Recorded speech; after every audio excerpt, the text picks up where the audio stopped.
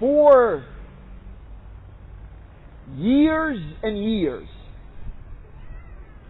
The sixth Khalifa, who can be considered a Khalifa, not a king, Umar ibn Abdul Aziz, he came. And this was the case. People, public opinion, the propaganda, the rumors that were spreading by official fiat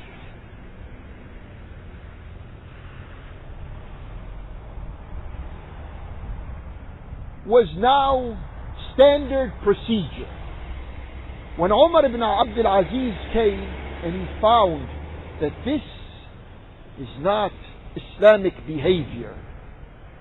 And remember, all of this, we may have slipped, all of this position that the first king in Islam institutionalized,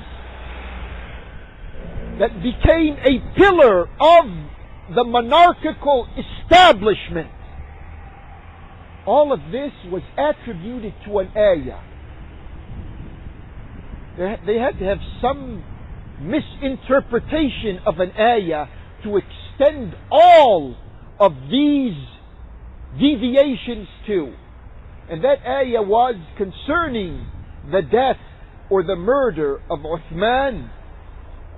وَمَنْ قُتِلَ مَظْلُومًا فَقَدْ جَعَلْنَا لِوَلِيِّهِ سُلْطَانًا.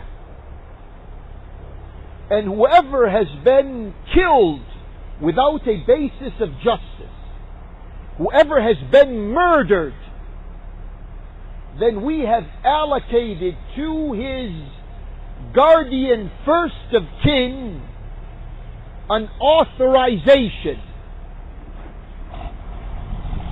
Of course, they stopped here. The ayah says, فَلَا يُسْرِفْ فِي الْقَتْلِ. He should not be excessive in taking corrective measures for a person that was killed without justice. So all of this was extended now to give a veneer of legitimacy to the vile language that was used to condemn Al-Imam Ali and his family. Imagine a khutbah just like this in Jumu'ah, and someone would come use words we cannot use. These were official words. These were public pronouncements. Then when Umar ibn Abdul Aziz came, he didn't say that in his khutbah.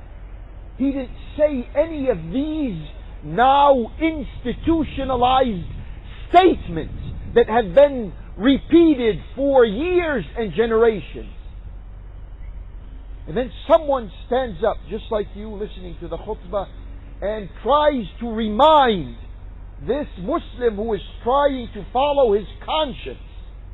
He tells him, as-sunnah, as-sunnah.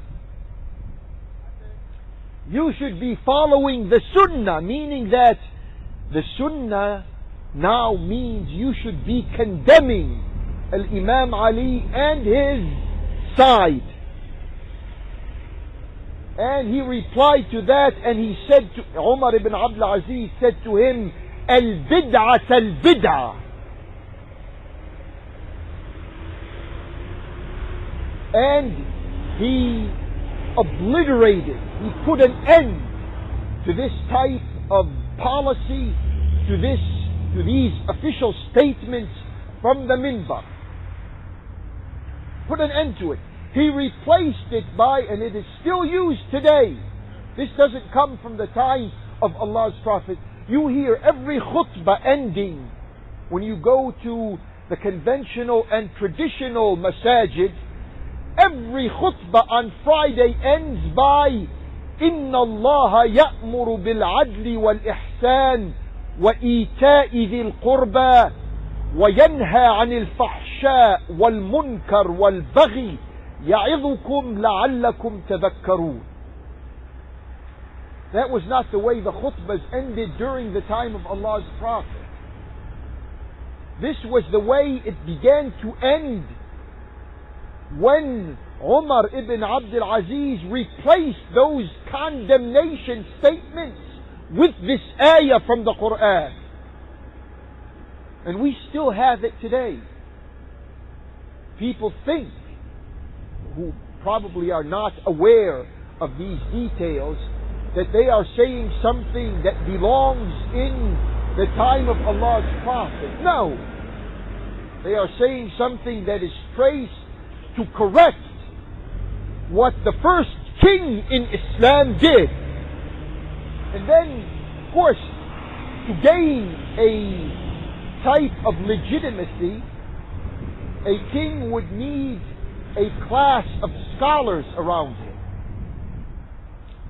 And we are not going to be anywhere near exhaustive, but we will mention some names. Because you, and I hope the case will increase, and we will have more Muslims who will go back to some of this literature and familiarize themselves with some of the names that you are exposed to. Al-Zuhri, Al-Sha'bi, Al-Awza'i. And there are others, but we just mentioned these names.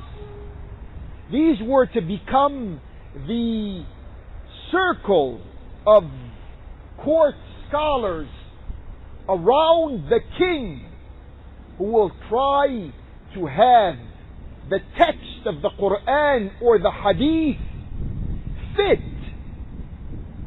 the new establishment that right now has broken away from the model and the standards of the Khilafah.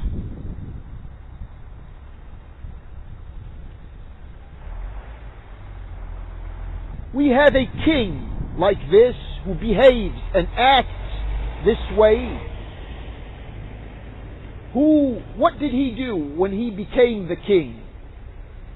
The people who were supportive of his adversary, individuals who were supported of Imam Ali, who up until then used to have a revenue from the Islamic treasury. That revenue now was cut off. And now the power of the state turned against those we call today the opposition or dissidents. People who don't agree with the official line. We had this monarchy turn and use the instruments of state against them. And since that time, the potential Islamic opposition has developed a culture of accommodation with the rulers and the powers that be. It thrives among us. Today we have Islamic scholars who live in a culture of accommodation with usurpers of power. And they have many titles today: presidents and kings and amirs and sultans and the sole leader, al-za'im, al-qa'id, etc.